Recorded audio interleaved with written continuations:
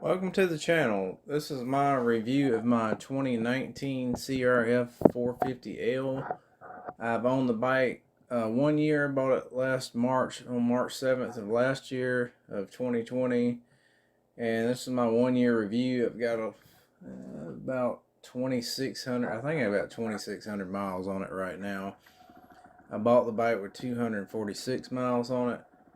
And I just cover my dual sport background, comparison to 250 dual sports, comparison to other enduro dual sport bikes, known issues with this bike, my dislikes, and my modifications. And let's get started. The video you're watching is a typical dual sport ride from my house. This type of dual sport riding works really well for this bike. It's a lot of open and no real tight single track, and definitely nothing extremely hilly or rocky or anything like that, because I live in a flat part of Georgia.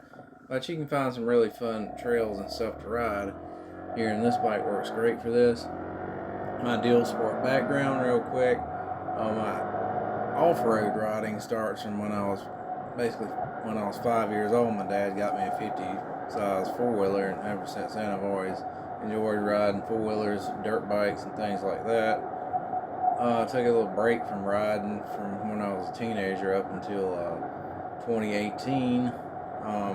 This is actually my birthday ride that you're watching here. I'm 40 years old on March 17th, 2021. So I got back into dual sport in 2018, 17 or 18, I can't remember, but my dad owned two Chinese dual sports, and he just really didn't ride them. He bought them and played with them a little bit, then they just wound up sitting for years. One was a 2006, it was bought new, and I picked it up 18, so it just been sitting up. The other one was an 11, a Lafon 200cc, the 06, and then a 250cc Dongfeng. So I got both of those bikes back running, and got a taste of riding dual sport on these roads, out here by the house, down this dirt road you see. It's in this video after it rained about an inch, and this road had been recently scraped, so there's a lot of loose silt on top of the roads. It's quite slick in some spots, but the bike tractors on through it, just feels a little uneasy. So yeah, I started on this Chinese dual sports. They were great bikes for what they are, and really good to get a taste for this type of riding. Obviously dual sport riding is not for everybody. So if you are looking to start out, that's probably a good way to get into it, is buy a good used Japanese bike or one of the cheap new or used China bikes. My biggest issue with the China bikes is parts availability and supply. Man, it's just really hard to find parts. It's not like Honda or something where you can go on a website and pull up a parts list and find multiple part suppliers to buy parts for any of your brand name bikes, for that matter. So I picked up a WR250R because I wanted a bike that I could easily find parts for and get local support. So I went with the Yamaha WR250R. I was actually looking at a Honda 250L and had money in hand to go buy one on that one weekend, and the guy sold it right before I was ready to head out. Called him the next morning. He had somebody show up that night and picked it up. I mean, it was basically a pristine like 14 model 250L that had hardly any miles, on like 400 miles on it. It was just stored in a basement, climate controlled in the house. But yeah, that sold, so I was a little bummed out. I was thinking that would be a great bike to upgrade from the China bike, and it definitely would have been. But then I was looking around and found a really good deal on WR250R, because I hadn't seen very good pricing on those. I found one that was just way lower and turned out to be a great bike. The guy was just, thought it was fair price and just ready to get rid of it. And picked that up from him, and I'm glad I did, because the WR250R was a really good dual sport. It had a lot more power than the China bikes. It actually runs 60, 65 on the road. Yeah, just much nicer bike. Felt better handling Then, you know, parts are easy to find for it. If you need chain, sprockets, or, you know, any of that stuff. Where on that China bike, even finding the right sprocket for it was just quite a task. So that's a little bit of my background. So in comparison to this 250 Dual Sport, my experiences on the WR250R, put about the same amount of miles on it, 2,500 miles. Price, you're going to pay basically double the price of a 250 Dual Sport if you get it into the 450 class, whether you're buying KTM, Honda, or any of the other enduro based bikes. I mean, expect to pay twice the price. On the used market, that can vary, you know, but if you're buying new, yeah, you're going to pay probably $11,000 out the door. I bought this bike used because I personally can't justify paying that much for a dirt bike, especially when the used market is very strong on these bikes, and you can find really good deals if you look around. These power on and off-road, I mean, 450L, it has a lot more power from idle all the way to wide open, and I like that. It makes it more fun to play with because you know, it really pulls hard when you twist the throttle. Where the 250, you know, is a little pretty weak off the bottom, and this 450, it'll pick the front tire up real easy with no clutch work. The 250 WR, not so much. I mean, it just doesn't have that power and torque off the bottom end. And top end, and this bike got a lot of power. It'll pull passing power 60-65 miles an hour. You still got a lot of power if you want to pass or just play on it. You know, would probably make an excellent supermoto. I see a lot of guys doing that conversion on this bike. That kind of conversion is not for me, especially because where I live, I've got plenty of dirt to ride, so I want to keep it as that. I've got street bikes to play on the street with. But yeah, I definitely get the appeal of the supermoto. Not putting those down at all. Fuel economy, 250 beats this by far on fuel economy. I mean, I could get 60 plus miles per gallon. I think I got 64 one time on the WR. It's like ridiculously good fuel economy. Where this bike, 450L, in stock trim, the best I got was 48. And with the fuel tuner on it, it's 40. But, you know, it's got a lot more power to play with. It's more fun to ride. But the WR is a good bike. I'm not, you know, I wouldn't tell you not to go buy a WR because it's really not a bad bike at all. The suspension, mainly the rear suspension on the WR250R is crap. I mean, it doesn't have good rebound control. So when you hit something hard, it operates like a pogo stick. The rear end will buck real hard, throw you up off the seat, and tire comes off the ground. That's not good when you're riding off road, especially fast. If the rear end bucks around, it could cause a high side accident. So yeah, front suspension was actually pretty decent, I thought. I can't really tell a whole lot of difference between it and this one. Now I think other suspension comparison to other 250s like the 250L, that's a pretty budget suspension and soft. And this is just from what I read. I don't have personal experience, but and non-adjustable. So you know, what you got is what you got. You can't tune it out. If it's got a little bad habit or something, you just have to live with it. But I've read the 250Ls ride really good off-road, whereas the 450L and even the WR, they ride firm, but the firm ride comes at the, you know, that's the cost of having very well controlled suspension, as it dampens itself out, but at the same time it rides fairly harsh. It's not the worst ride. I mean, I'm riding 50 miles an hour and hitting hard stuff, not just hammering me to death. And after all, it is a dirt bike. You're supposed to stand on it when you're riding on rough stuff, and when you're standing, I mean, you can just hammer on through whatever. But yeah, the ride quality is not that bad. It's definitely not soft and squishy like a 250L, or I think DR650s are known for having soft suspension. But yeah, the controllability of that soft suspension can cause deflection and bouncing around and all, which is not good for off-road and controllability. Last thing you want is bike getting out of control and busting your butt. Weight, 450L is comparable weight with other dual sports. I mean, like 250 dual sport is not comparable with KTM and enduro bikes, but weight wise, it's lighter than, it's around the same weight as the WR. It's lighter than the WR. I think it's lighter than the KLX. I'm not exactly sure. I will say the bike does feel lighter than the WR to me. It feels less top heavy and it feels less nose heavy.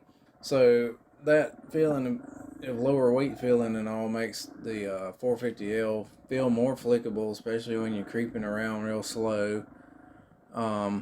The geometry and the weight balance on the bike seems to make it turn a lot better when you're going through corners and stuff. Whereas the WR did well on this. This just feels better. So that's really the only comparisons I have with it. I mean, both bikes are really good bikes. This one just has better suspension, better power, and it's just a little bit better overall in everything it does. On-road vibration, to me, this bike does not vibrate any more than the WR did, especially when you start getting the WR wound out. If you gear it down some like a lot of people do, when you get up to highway speeds, it starts vibrating a bit then. Comparison with other enduro-based dual sports, KTM Husky Beta, I mean, these are all basically plated enduro race bikes, so they're lighter than the 450L. They don't have the subframe and other things that have been added to this bike that add weight to it to make it more dual sport friendly. I mean, they put a few things on it to meet emissions and be able to get it street legal. So, they're plated dirt bikes. Nothing wrong with that. They're just not as good for true dual sport riding like I'm doing in this video versus this bike. And that's my opinion. You may not agree with me. Honda did not take their race bike and make it into a dual sport. They made refinements to this bike to make it more dual sport friendly. Engine refinements: 3 rings over 2 rings of the R motor, lower compression, different piston. It has a heavier flywheel and a milder cam profile, and all of these things increase the life of the engine. There's a guy that's got over 22, I think he pulled it apart at 22,000 miles to inspect the L motor and see how things were going, and he didn't see any wear in it. I mean, the motor looked pristine, and he rides out in the desert and rides his bike very hard with stock ECU and stock exhaust on it. It's another YouTuber, John T. Young. I think he has over 12,000 miles on his L, and he uses it as a light adventure bike, and no problems with his bike. So the bike itself is holding up well, and the engine, the whole thing's holding up well. These other bikes have proved. I mean, the KTM 500 is a proven bike. I mean, I'm not saying it's a crap dual sport at all. Don't get me. But this bike just seems to be a little more refined. And from what I read, is the KTM's, they vibrate a lot. Engine vibrations are pretty bad, especially riding on the highway, where this is not. And that's something that would be a kind of a deal killer for me, because I am not a big fan of vibration. I think that's pretty much covers it there on the differences. Known issues. I have not had any of the known issues, but known issues are flame outs, stuck oil plugs, starter gear problems, gas in the oil, rear spokes breaking, and the stock chain falling apart. Flame outs, idle your bike up. I think the flame out problems people have, the engine just shuts down and pull the clutch in, it just all of a sudden stops or whatever. I think it's they don't have their idle set high enough. These bikes like to idle a little higher because they're high compression with low inertia flywheel, so increasing the idle helps a lot with that kind of stuff. Stuck oil plug. Key here is don't over tighten it. Make sure your torque wrench is right. If you're using it and you're torquing at 13 foot-pounds, that's what I do. I use a digital torque adapter. I occasionally check that adapter to make sure it's right by using weights and see if it's, hang a 10-pound weight on it and see if it measures 10 foot-pounds. 10 pounds hanging 1 foot away from it, it should read 10. Starter gear issue. The starter gear is a press fit unit. This gear is press fit onto a collar or shaft. This press fit slips, and that's what causes the starter gear issue. Now, why it slips, I don't know. That's just a manufacturing defect, but aftermarket needs to come up with a one-piece starter gear without the slip press fit. This starter gear issue seems to be random. I mean, some people have new bikes with this problem right away, where others have it later. If you're starting the bike a lot or you're getting some kickbacks, very likely you're going to have a gear problem. But gas and oil, maybe there's a leaking fuel injector, or you got a tune that's too rich on a aftermarket tuner, or if you're running thermostat delete, maybe the engine's not getting hot enough, gas is condensing on the cylinder walls and blowing past the rings. I really can't say. I don't know what the deal is with the gas and the oil, or if you're doing a bunch of really short trips and not getting the bike warm, that could definitely do it too. Air filter. If you wash it in mineral spirits, it falls apart, which is junk in my opinion, because I wash all my air filters in mineral spirits followed by soap water, because I use Bel-Ray filter oil, and you're not getting that oil out of that filter unless you cut it with some kind of solvent like mineral spirits. It's very thick, tacky oil. I've switched over to the twin air filters, and they don't fall apart when you suck those in mineral spirits, and they work good. So far the air box looks nice and clean every time I pull the filter.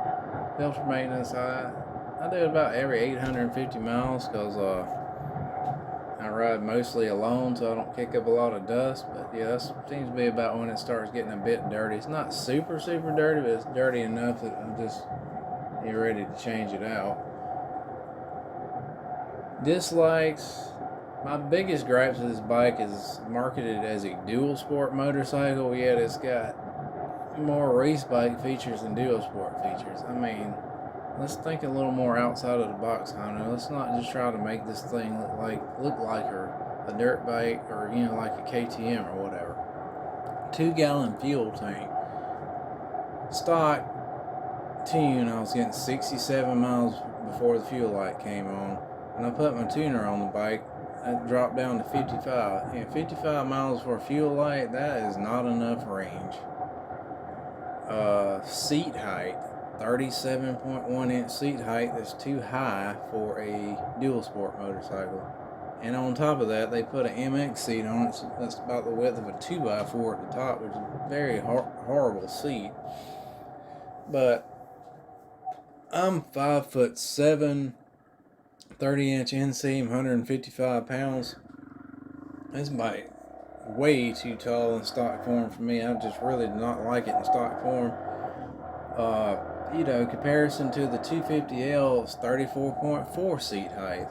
And then if you go look at a XT250, it's got a 31.9 seat height. So there's no excuse for a sky high seat height like this. I mean, the WR250R is bad enough, but it's 36-inch seat height, 36 point something on it. I mean, the seat height's just way too high. And seat, they could have put like the 250L seat on this bike and been more comfortable and lower. I mean, why not? 600 mile oil change. I'm gonna do a video on oil change intervals, because oil change intervals make no sense. I've compiled a table on this, but we'll get on that. But yeah, for Honda to spec a 600 mile oil change on a dual sport motorcycle, I mean, if you're a serious dual sport rider, riding roads and stuff like I'm doing in this video, I mean, you could definitely do 600-ish miles a day, probably, or every other day for sure. And you're having to change your oil that often? That's a little much there, Honda.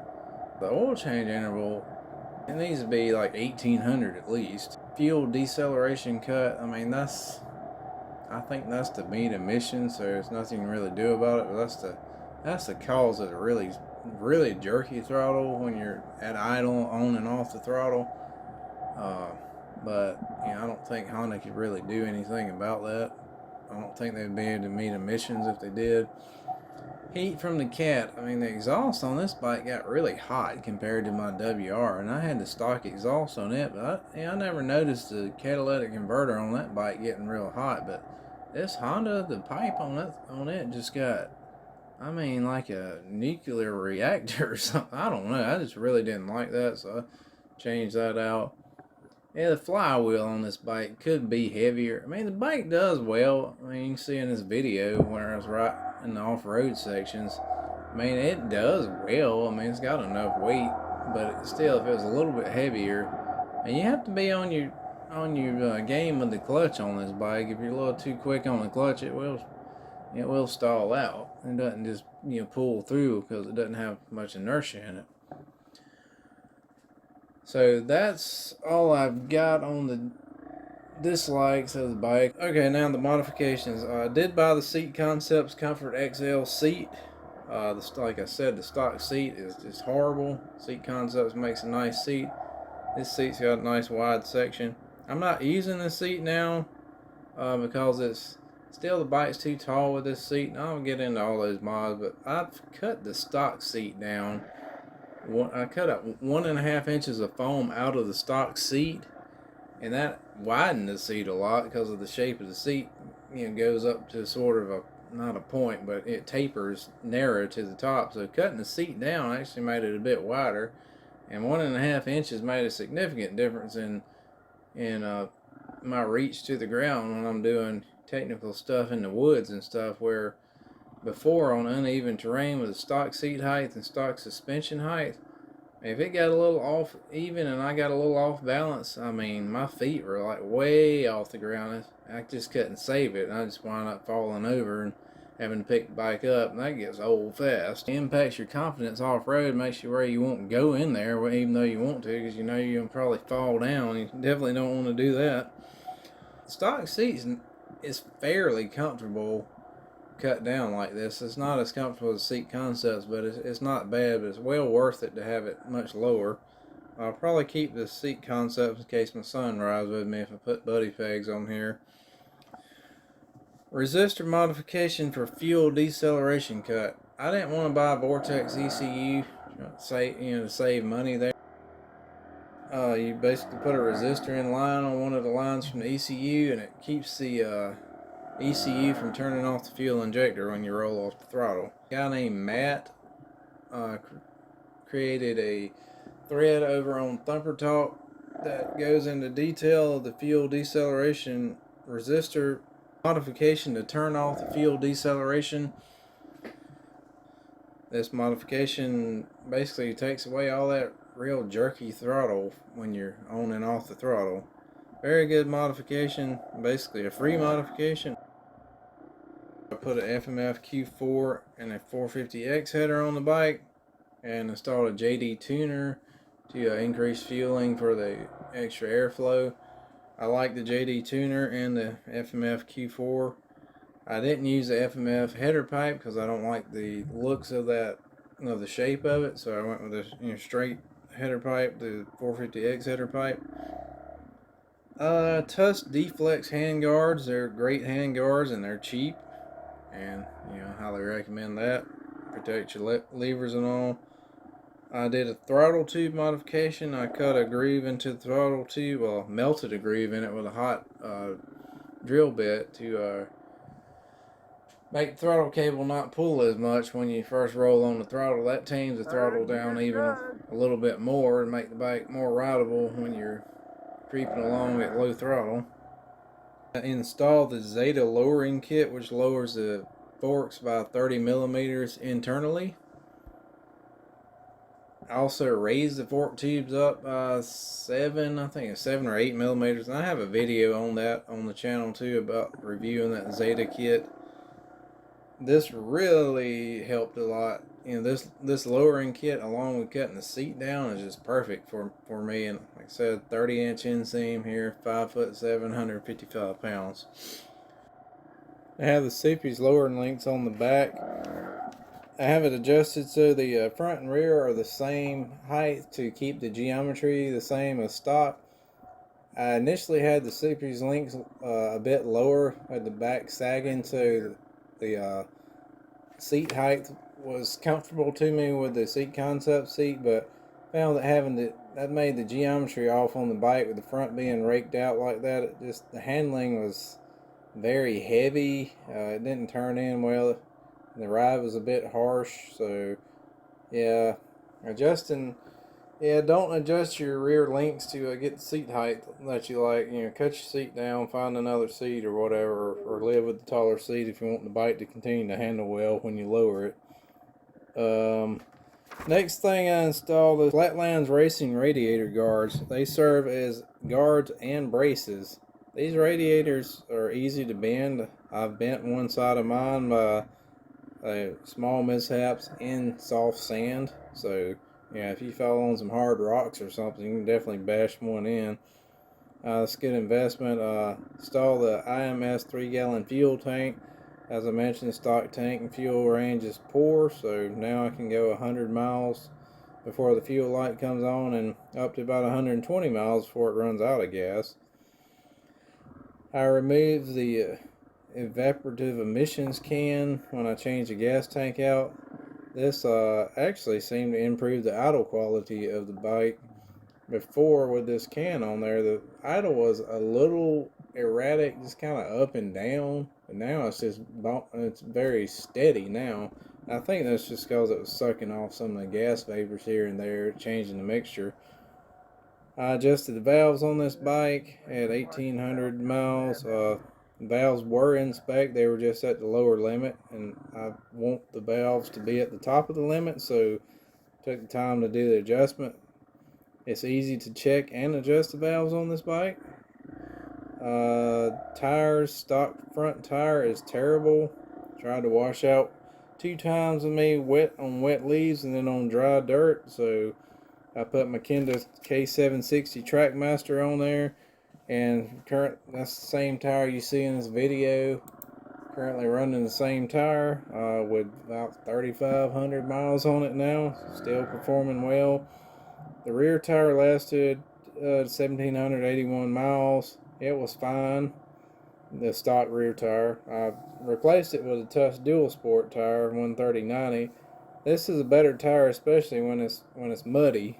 But other than mud, the tires I would say perform pretty similar in the kind of stuff I'm riding in. Sand, it pulls better too. The Tusk having the bigger knobs like that. Grease, you want to check the grease on your swing arms and linkage bearings. Honda doesn't put a lot of grease on there.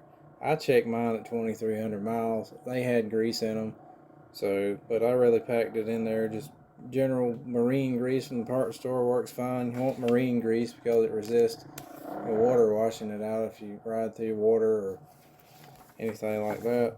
I put a one finger like stunt clutch type clutch lever on this bike, and it's actually adjustable for how hard it is to pull. It's got 3 notches to put your cable in. I've got it where I have the most mechanical leverage, so it lowers the clutch pull a lot, and that also increases the range of motion in the friction area, so it's easier to modulate the clutch. Plus the shorter lever, when you pull the clutch in, you can use 2 fingers, and it doesn't pull the lever against your outer fingers that are holding onto the bar.